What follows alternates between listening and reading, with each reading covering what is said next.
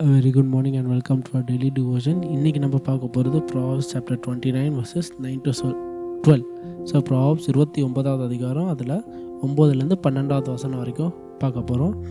So very சிம்பிளாக சம்மரியாக சாலமன் எதை பற்றி சொல்லணும்னா கோபத்தை பற்றி பேசுகிறாரு. என்ன சொல்கிறாரு? ஞானம் உள்ளவங்க என்ன பண்ணுவாங்க? கோபம் வந்தால் அந்த ரிஸ்ட்ரெயின்ட் இருக்கும், அந்த என்ன இருக்கும், அவங்க பொறுமையாக இருப்பாங்க. ஆனால் ஒரு முட்டாள் என்ன பண்ணுவான்? கோவம் வந்தால் கோவத்தை வெளியே உடனே காட்டிடுவான். அதுக்கப்புறம் என்ன சொல்லுவாங்க? ஒரு முட்டாள் என்ன பண்ணுவான்? நம்ம திங்கக்கிழமை பார்த்த மாதிரியே முட்டாள் என்ன பண்ணுவான்? யாரோ தவறுன்னு காட்டினா என்ன பண்ணுவாங்க? கோவப்படுவாங்கன்னு சொல்கிறாங்க. கோவப்பட்டு என்ன பண்ணாங்க? அதை ஏற்றுக்க மாட்டாங்க.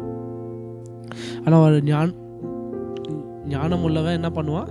இந்த மாதிரி யாரோ தவறு பண்ணால் கோவப்படாமல் என்ன பண்ணுவான்? சமாதானத்துக்கும் அந்த திருத்துதலுக்கும் ஏங்குவார்னு சொல்கிறார். ஸோ இந்த செக்ஷனில் வந்து சாலமன் என்ன பண்ணுறாரு? நம்ம எமோஷ்னல் ஞானம், அதாவது எமோஷ்னல் விஸ்டமை பற்றி பேசுகிறார் இந்த செக்ஷனில். ஸோ இதில் நம்ம ஃபோக்கஸ் பண்ண போது verses 9 and 10. So Proverbs chapter 29 verse 9 and 10 says, "If a wise person goes to court with a fool, the fool rages and scoffs, and there is no peace. The bloodthirsty hate a person of integrity and seek to kill the upright." இன்னொரு சொல்கிறேன். If a wise person goes to court with a fool, the fool rages and scoffs, and there is no peace. The bloodthirsty hate a person of integrity and seek to kill the upright. So இதுலேருந்து நம்ம takeaway என்னென்னா, very simple. Solomon என்ன சொல்கிறாரு? அந்த கோவம் uncontrollable anchor என்ன பண்ணும்? It destroys. அது எல்லாருக்கும் it's a common knowledge. So uncontrollable கோவம் வந்தாலும் என்ன பண்ணும்? சமாதானத்தை மட்டும் அழிக்காமல் என்ன பண்ணும்? It will destroy your friendships, relationships and uncontrollable. அந்த கோவம் வந்தால் நம்ம வாழ்க்கை முழுவதும் ரிக்ரெட் பண்ணுற மாதிரி சில செயற்களை செய்யலாம். என்ன பண்ணுவோம்? நம்ம வாழ்க்கை ஃபுல்லாக ஏன் இதை பண்ணிட்டோமேன்னு அந்த கோவத்தில் பண்ணிட்டேன்னு என்ன பண்ணலாம்? அந்த ரிக்ரெட் எப்போவுமே இருக்கும். சாலமன் என்ன சொல்கிறாரு? அந்த கோவம் இருக்கக்கூடாது. என்ன பண்ணும்? ஞானம் உள்ளவன் என்ன பண்ணுவான்? அந்த கோவத்தை அவாய்ட் பண்ணுவான்னு சொல்கிறார். ஸோ வெரி சிம்பிளாக நம்ம வந்து இப்போ ஒரு நெருப்பு எரியுதுன்னா என்ன தெரியுமா? இப்போ சாலமன் சொன்ன மாதிரி ஒரு முட்டாள் என்ன தெரியுமா பண்ணுவான்? அந்த நெருப்பு அணைக்கிறதுக்கு என்ன பண்ணுவான்? உட்காந்து அது மேலே இன்னும் நிறைய கெரோசின் இல்லைன்னா பெட்ரோல் ஊற்றுவார். அது ஊற்றுனா என்ன ஆகும்? அந்த நெருப்பு அணைஞ்சிடும் அவர் கனவுல. ஏன்னா நினைவில் என்ன ஆகும்? நெருப்பு அணையாமல் அப்படியே இன்னும் ஃபியர்ஸாக, இன்னும் ஸ்ட்ராங்காக, இன்னும் பளிச்சுன்னு என்ன பண்ணுவோம்? ஸ்ட்ராங்காக விரிஞ்சிக்கிட்டு இருக்கும் இன்னும். ஏன்னா ஒரு நெருப்பில் கெரோசின் தான் அது ஃபியூலு. என்ன ஆகும்? அந்த நெருப்புக்கு அப்படியே இன்னும் பவரப் ஆன மாதிரியே இன்னும் என்ன ஸ்ட்ராங்காக எரிஞ்சிக்கிட்டு இருக்கும். ஆனால் ஒரு ஞானம் உள்ளவன் என்ன பண்ணுவான்னா, சிம்பிளாக என்ன பண்ணுவார்? ஒரு சின்ன இடத்துல ஒரு நெருப்பு எரியுதுன்னா, சின்னதாக எரியுதுன்னா என்ன பண்ணுவார்? அது அணிகிற வரைக்கும் வெயிட் பண்ணுவார், இல்லைன்னா தண்ணி எடுத்து ஊற்றுவார். You will try to diffuse the situation. அதே மாதிரி தான் நம்ம என்ன பண்ணணும்னா, நம்மளுக்கு வந்து கோவம் இருக்க போதோ இல்லை அந்த எமோஷ்னல் அன்ஸ்டேபிளாக இருக்க போது, நம்ம எமோஷன் வந்து அன்ஸ்டேபிளாக இருக்க போது, திடீர்னு கோவம் இருக்கலாம், சோகம் இருக்கலாம், அந்த எக்ஸ்ட்ரீம்ஸில் இருக்க போது நம்ம என்ன பண்ணணும்னா, நம்ம அந்த ஞானம் உள்ளவனாக இருந்தால் என்ன பண்ணுவோம்னா, அந்த கவர்ன் பண்ண முடியும். நம்ம என்ன பண்ணணும்? கவர்ன் என்னன்னா நம்மளால் கண்ட்ரோல் பண்ண முடியும் நம்ம எமோஷன்ஸ். ஸோ நம்மளுக்கே தெரியும், நான் இப்போ ரொம்ப கோவத்தில் இருக்கேன், இப்போது இங்கே என்னால் எதுவும் பேசினாலும் சமாதானமாக என்னால் வர முடியாது. என்ன பண்ணுவாங்க? அப்போது விலகுவாங்க. விலகிட்டு என்ன, அந்த கோவம் போயிட்டு வேண்டி தான் வருவாங்க திரும்பி. இல்லைன்னா சோகத்தில் இருந்தாலும் இல்லை இல்லை அப்புறமா பேசணும். சில பேர் என்ன பண்ணுவாங்க? அப்படியே ஆப்போசிட் எக்ஸ்ட்ரீம் போயிடுவாங்க. கோவத்தில் இருக்குன்னு போயிட்டு அப்படியே சரி அந்த பிரச்சனையை சால்வ் பண்ணாமல் என்ன பண்ணுறாங்க?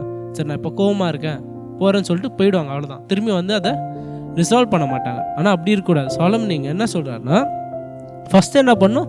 அந்த மாதிரி எமோஷ்னல் எக்ஸ்ட்ரீம்ஸ், அந்த மாதிரி கோவத்தில் இருக்க போதோ இல்லைன்னா அந்த மாதிரி ஒரு ஸ்பெக்ட்ரமில் ஹை எண்ட் இருந்தால் என்ன பண்ணணும்னா, நம்ம we have to step away.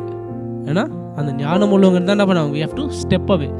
அந்த சுச்சுவேஷனில் ஏன்னா கெரோசின் ஊற்றுனா எதுவும் நல்லது வர போகிறது. ஸோ என்ன பண்ணணும்? ஒன்று ஓரமாக போய் நின்றுட்டு அதுக்கப்புறம் when we are calm, நம்ம கொஞ்சம் காம் ஆகிட்டு தான் we have to re-enter the conversation. we have to re-enter.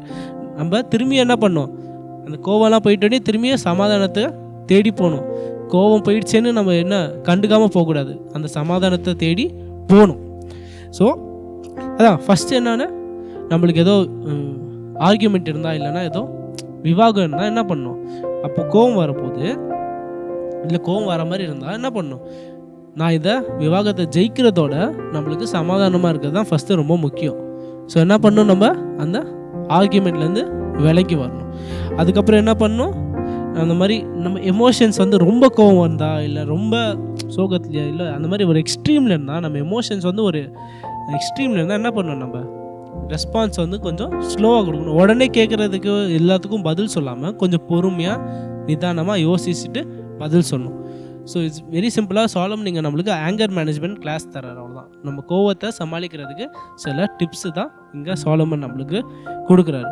So என்ன பண்ணணும், நம்ம கோவம் வந்தால் ஃபஸ்ட்டு அந்த இடத்துலேருந்து விலகணும். அதுக்கப்புறம் பதிலெல்லாம் என்ன கொஞ்சம் பொறுமையாக யோசித்து நிதானமாக கொடுக்கணும். அகெயின் இது ரொம்ப சொல்கிறதுக்கு ஈஸி, பண்ணுறது கஷ்டம். அண்ட் தட் அந்த பண்ணுறதுக்கு வந்து நம்ம யார்கிட்ட தான் ஹெல்ப்பு கேட்கணும், உங்கள் தெரப்பிஸ்ட்டோ டாக்டரோ இல்லை மருந்தோ இல்லை, ஒன்லி காட், ஆண்டவர்கிட்ட தான் நம்ம ஹெல்ப் கேட்கணும். ஆண்டவரே எனக்கு அந்த பொறுமையை தாங்க, ஆண்டவரே எனக்கு அந்த ஞானத்தை தாங்க. என்ன கோபமாக இருக்கும்போது அங்கேருந்து விலகி வர்றதுக்கு, கோபமாக இருக்கும்போது நான் என் நாக்கை கண்ட்ரோல் பண்ணி சொல்ல விரும்பாததை சொல்கிறதுக்கு, அவங்க மனசை புண்படுத்துகிற மாதிரி எதுவும் சொல்லாமல் இருக்கிறதுக்கு எனக்கு ஞானத்தை கொடுங்க, எனக்கு பலத்தை கொடுங்க. So that is what I want us to take away. சின்ன prayer. Loving Heavenly Father, thank you for this wonderful day. Thank you for this devotion that you given to us, Lord.